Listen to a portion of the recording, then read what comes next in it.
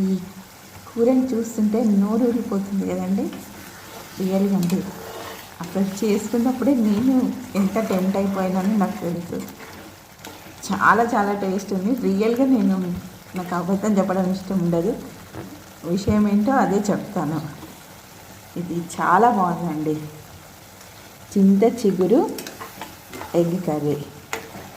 యాక్చువల్గా నేను చుక్కకూర ఎగ్ కర్రీ చేస్తూ ఉంటాను. ఈ చింత చిగురుతో ఇది ఫస్ట్ టైం నేను చేశాను. రియల్గా చాలా బాగుంది. చేస్తున్నప్పుడే నాకు అనిపించింది ఈ ప్రయోగం చాలా బాగుంటుందని. ఇంతకుముందు ఎవరైనా చేశారో లేదో నాకు తెలియదు, కానీ నేనే ఇది చేద్దాం అనుకున్నాను. ఈరోజు చేశాను. లాస్ట్ వీడియోలో చూపించాను కదా, చింత చిగురు నా గార్డెన్లో హార్వెస్ట్ చేసింది. ఇది దాన్ని మనం ఎలా క్లీన్ చేసుకోవాలి, ప్రిపేర్ చేసుకోవాలో చూడండి. లేత చిగురు ఉంటుంది కదా,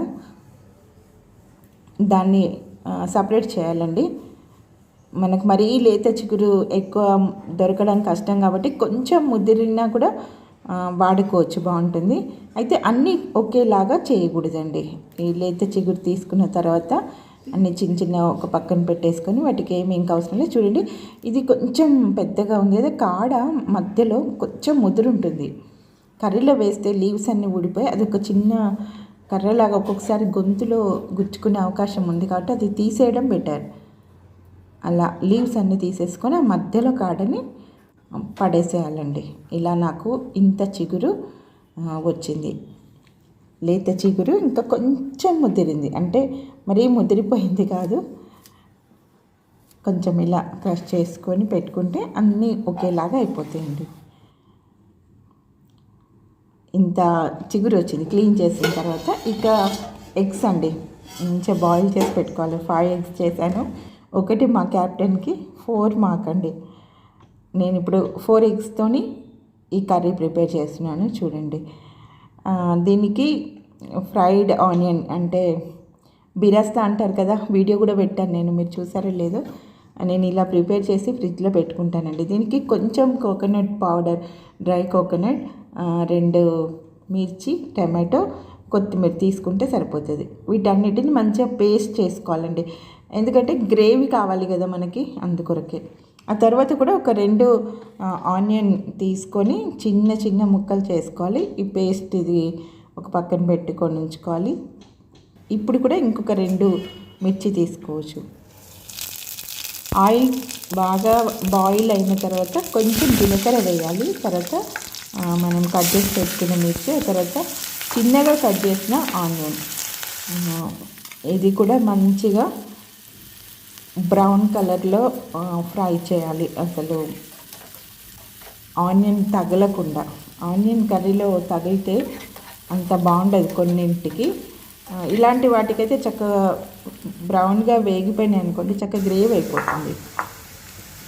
చూడండి, ఈ కలర్లోకి వచ్చిన తర్వాత మనం ప్రిపేర్ చేసుకున్న పేస్ట్ ఇది అన్నీ కలిపి చేసుకున్నాం కదా, డ్రై ఆనియన్, ఇంకా కొబ్బరి, మీకు నచ్చితే పల్లీలు అవి కూడా వేసుకోవచ్చు, కానీ మరీ గ్రేవీ ఎక్కువైపోయి కర్రీ తగ్గిపోతుంది. అందుకని నేను ఒక కొబ్బరి మాత్రం తీసుకున్నాను. ఇంకేమైనా యాడ్ చేసుకుంటే చేసుకోవచ్చు. ఇందులో కొంచెం పసుపు వేసి తర్వాత రెడ్ చిల్లీ పౌడర్ నేనైతే 2 స్పూన్స్ వేసానండి. సాల్ట్ కూడా మళ్ళీ టేస్ట్ చూసుకొని తక్కువ ఉంది అనిపిస్తే మళ్ళీ కూడా వేసుకోవచ్చు. ఇదే పేస్ట్లో అంతా చక్కగా మిక్స్ చేసేసి ఒక 1/2 minute పాటు చేస్తే సరిపోతుంది, చక్కగా వేగిపోతుంది ఆ పేస్ట్ కూడా.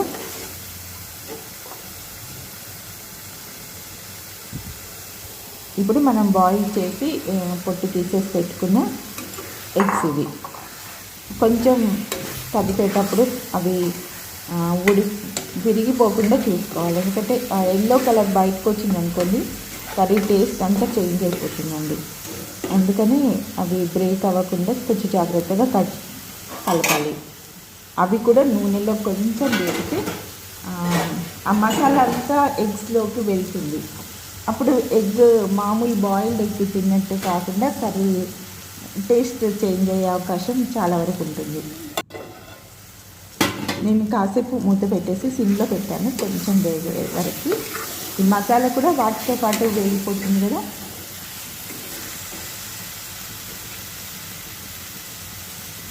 ఇప్పుడు మనం క్లీన్ చేసి పెట్టుకున్న ఇది చింత చిగురు వేస్తున్నాను. చూడండి ఎంత టైం పట్టదు, 1 or 2 minutesలో చక్కగా వేగిపోతుందండి. ఎగ్స్ కర్రీ మనం రకరకాలు చేస్తుంటాం కదా, చింతపండు పులుసు వేస్తారు, టమాటో వేసి. చింతపండుతో చేస్తే కూడా బాగుంటుంది, కాకపోతే కరెక్ట్ మోతాదు చింతపండు వాడితే మాత్రమే టేస్ట్ చాలా బాగుంటుంది, లేకపోతే అంత బాగుండదు. టమాటోకి కూడా బాగానే ఉంటుంది, కానీ ఇది మాత్రం ఈ రెండింటికి మించిన టేస్ట్ ఉందండి.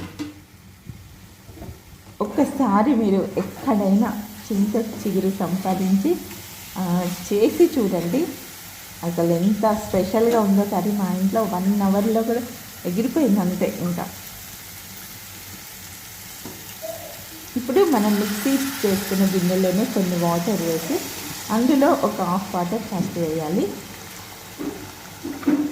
ఇది కొంచెం మరిగిన తర్వాత మళ్ళీ చిక్కబడిన తర్వాత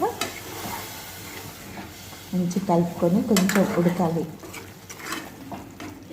అప్పుడు మనం రైస్లో కలుపుకోవడానికి కొంచెం పల్చగా గ్రేవీ ఉంటుంది, లేకపోతే ఫ్రై చేసినట్టు అయిపోతాయి. చూడండి చక్కగా ఆయిల్ పైకి వచ్చి మంచిగా అనిపిస్తుంది. ఈ టైంలో మనకి కర్రీ చూడగానే అర్థమైపోతుంది కారం సరిపోయిందా లేదా అని. మనం కారం తక్కువైంది అని అనిపిస్తే ఇంకా కొంచెం యాడ్ చేసుకోవచ్చు ఈ టైంలో. సాల్ట్ కూడా ఒకసారి టేస్ట్ చేసేసి సాల్ట్ ఏమైనా తక్కువైందా అని అనిపించినప్పుడు ఇంకా కొంచెం సాల్ట్ మన టేస్ట్కి సరిపోయినంత వేసుకుంటే బెటర్. నేను మిగతా వాటర్ కూడా వేసేస్తున్నానండి. ఇక లాస్ట్కి మనం వేసే గరం మసాలా, యాక్చువల్లీ నేను బయట దొరికిన గరం మసాలా వాడను. ధనియాలలో వేయించిన ధనియాలో ఒక ఇలాచి, దాల్చిన చెక్క, లవంగ ఈ 3 మాత్రమే కలిపి నేను పౌడర్ చేసి పెట్టుకుంటాను. ఎందుకంటే అన్ని మసాలాలు కలిపేసామనుకోండి టేస్ట్ చేంజ్ అయిపోతాయి కర్రీ. ఈ 3 ఉంటే సరిపోతుంది. నా దగ్గర అయితే రెగ్యులర్గా అదే వాడతాను. మరి బిర్యానీ అలాంటి వాటికి వేరే మసాలా యూజ్ చేస్తారు. రెగ్యులర్గా ఎగ్ కర్రీ, చికెన్, మటన్కి ఈ 3 మసాలా దినుసులు కలిపిన ధనియాల పొడిని మాత్రమే నేను యూజ్ చేస్తానండి. చూడండి ఇప్పుడు చూస్తే ఎంత బాగుంది కదా కర్రీ. రియల్గా అంటే చాలా చాలా టేస్ట్ ఉంది.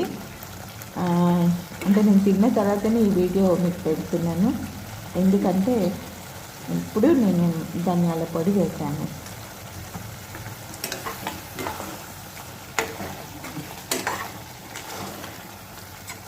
చాలా స్పెషల్ కర్రీ అయిపోయిందండి ఇది. రియల్గా నార్మల్ కర్రీ అయితే కాదు, చాలా స్పెషల్గా ఉంది. చాలా టేస్ట్ అయితే డ్రై ఆనియన్ వేసాను కదా బిరస్తా పౌడర్, దానివల్ల టేస్ట్ పెరిగింది.